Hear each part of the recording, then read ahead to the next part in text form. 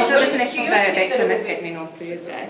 There are some calls on social media at the moment for Māori to actually strike, not go to work that day as part of this National Day of Action. Is that appropriate? No, that would be illegal. Yeah, what do you make of the fact that the Māori Party is encouraging people to take the day off work? Oh, I think that's wrong. I think that's entirely wrong. I think you feel free to protest. That's what we have weekends for. But I just say to you, Te Pāti Māori, they're completely free to protest as they will, as long as it's legal and it's peaceable and it's lawful.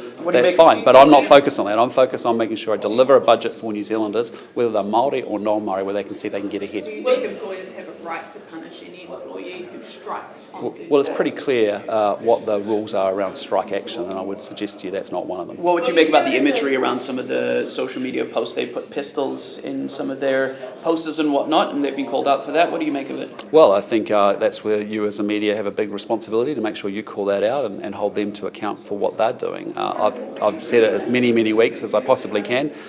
They need to watch the rhetoric, and I expect those leaders, and that's up to them to work out what they're doing about that. But some of the rhetoric has been pretty outrageous, to be honest. I think in terms of any strikes, they need to be within the confines of the law. So there's pretty clear law around when people can and can't strike. It's in the context of bargaining. So I think people need to follow that. But if people want to engage in their right to free speech, of course I encourage them to do that, but I encourage them to do that within the law.